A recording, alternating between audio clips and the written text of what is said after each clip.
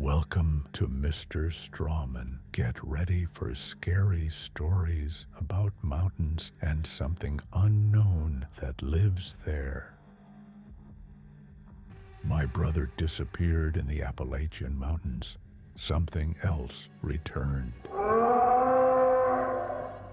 My brother, Daniel, not his real name, used to message us constantly when he first set out on his hike. Photos, short videos, even quick selfies with captions like, "Still alive." It became a routine, proof that he was okay. But after a few weeks, the updates slowed. Once a day turned into every few days. Then silence stretched longer and longer. We told ourselves it was just poor reception. That made sense, until it didn't. One night, while going through the photos he had sent, I noticed something strange. In almost every earlier picture, there was a dark blur somewhere in the background. Not shaped like a person or an animal, just a smudge, like something the camera couldn't quite capture. At first, I thought it was a lens issue, but after the point when we almost reported him missing, the blur was gone completely. Every photo after that was clear, too clear. A week later, he stopped contacting us altogether. And then he came back. He didn't warn anyone. No call, no message, just a sharp knock at the door in the middle of dinner. My dad opened it, and there he was. At first glance, it looked like Daniel, but everything about him felt off. His hair hung in greasy strands, his skin looked pale and tight, and his lips were cracked like he hadn't had water in days.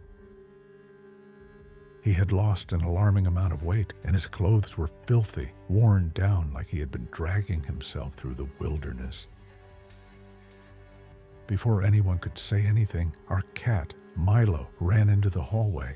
Milo used to adore Daniel. He would follow him everywhere, sleep in his room, curl up on his chest.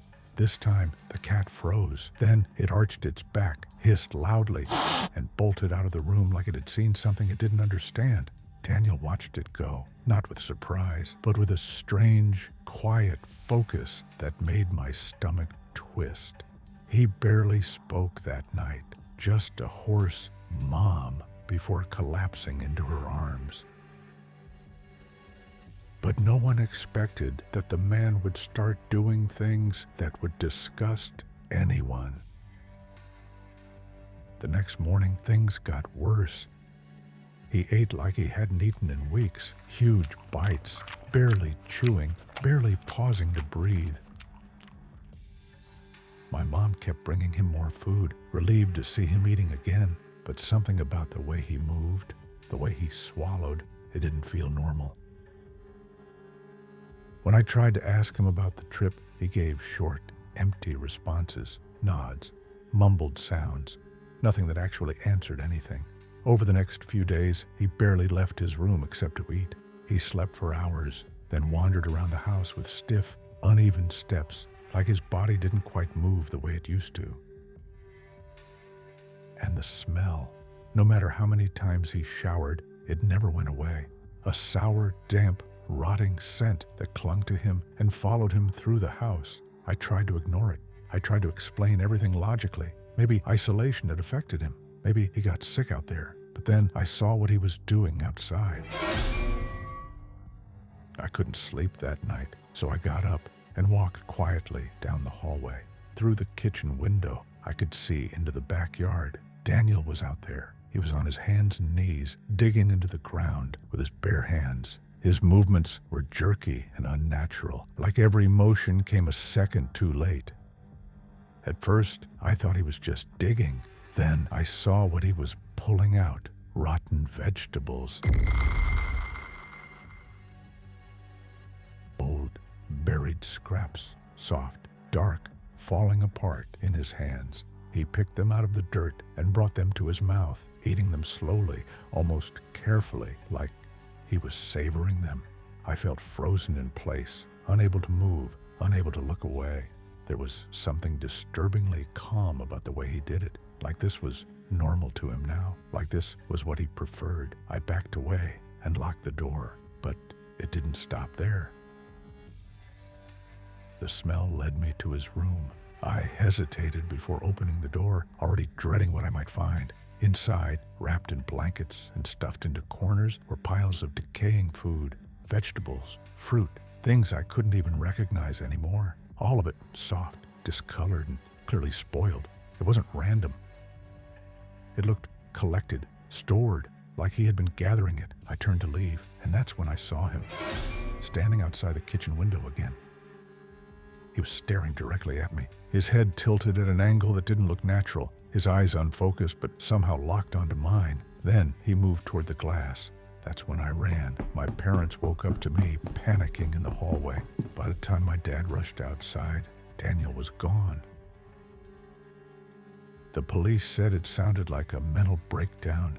Maybe something he encountered in the woods had affected him. Maybe an illness or exposure to something. But I know that's not true.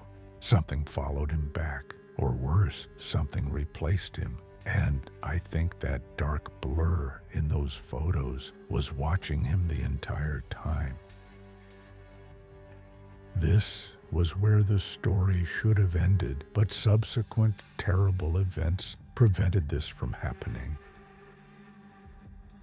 Update: I didn't expect to write this, but things got worse. Search teams were still looking for Daniel in the woods, even after he had already come back once and disappeared again.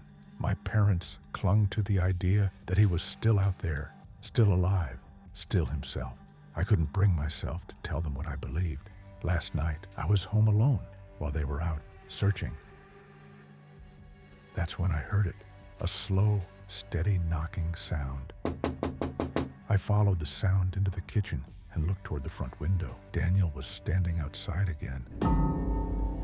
He kept rocking forward, tapping his forehead lightly against the glass, then stepping back, repeating the motion over and over again. His skin looked damp despite the cold.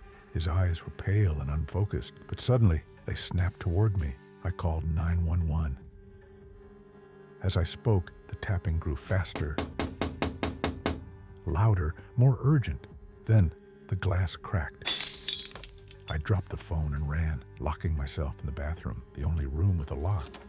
I could hear him inside the house.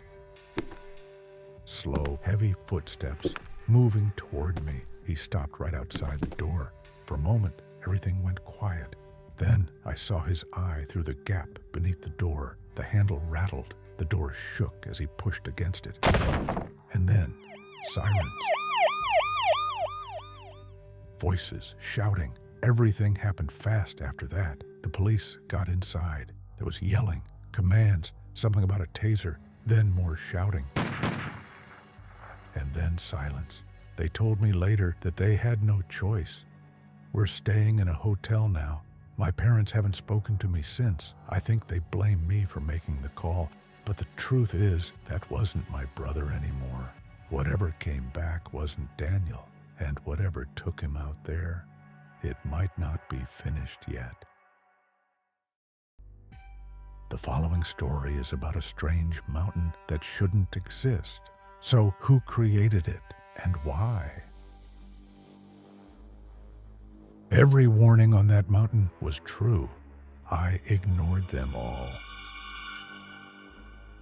I have climbed mountains my entire adult life, sought out the most punishing ascents this world offers, and stood triumphant at their summits. That feeling of conquest, of standing where the air thins and the world shrinks below you, was the greatest sensation I had ever known.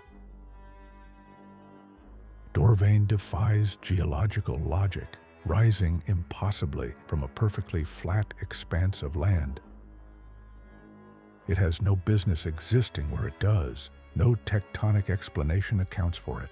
No textbook describes its formation. The moment I spotted it on a map, something in my chest tightened. A pull I'd never felt toward any other climb. I traveled to Aldenmere, the small town crouching at its base, to prepare. The town was ancient, its cobblestones worn smooth by 4 centuries of footsteps, its residents warm and curious about a stranger in their midst. That warmth evaporated the instant I mentioned why I'd come. Faces went pale, Conversation stopped mid-sentence. Elders grabbed my forearm with dry, urgent hands. The mountain, they explained, was a place of deep generational dread. Climbers and wanderers over the years had reported phenomena that no reasonable person could accept. Lights flickering in solid rock where no gap existed, shadows standing perfectly still, while everything around them moved, and animals, creatures extinct for thousands of years, glimpsed moving through the trees. A dense, impenetrable fog swathed most of the mountain at all hours, leaving only the very base and the very peak exposed to open sky. They begged me to abandon the idea entirely. I refused. Looking back now, that refusal was the greatest mistake of my life. When they realized I couldn't be talked down, the elders gave me one piece of advice. Begin at first light and climb as fast as your legs will carry you. Nearly every documented incident on that mountain had occurred after dark. If only people would always listen to the advice of the locals. Fortunately, they don't. If they did, we wouldn't hear so many terrible stories. So, at dawn, I began, camera rolling. The first few hours were unremarkable, steep but manageable rock faces, nothing more. Then, at roughly a fifth of the way up, I noticed it, shadows angled as though it were high noon, despite the afternoon sun sitting low in the sky. A small thing, easily dismissed. I kept moving. I made camp on a wide ledge as darkness came. That was when I heard it, a long, resonant sound rolling up from somewhere deep within the mountain. The unmistakable call of a whale. Mournful, enormous, and completely impossible at this altitude. I barely slept. The following morning delivered something worse. Part way up a sheer rock face, I heard a shriek, unmistakably a bird of prey. I made the mistake of glancing downward and caught its shadow moving across the fog below me. The silhouette suggested a wingspan of nearly 5 meters, with talons like curved blades. The bird itself was invisible inside the cloud, which somehow made it more terrifying. I climbed faster. The closer I got to the peak, the stranger things became. Shadows peeled away from their objects and writhed against the ground as though in pain. From somewhere in the fog came the trumpeting of elephants, carrying that same eerie, ancient echo. I captured everything on my phone, hands trembling. Whatever this mountain was, the world deserved to know. And then I reached the summit. The fog fell away completely. A breathtaking landscape unfolded in every direction, golden flatlands stretching to the horizon. Aldenmere reduced to a tiny dark smudge far below. I stood there, breathing it in, feeling the familiar rush of achievement.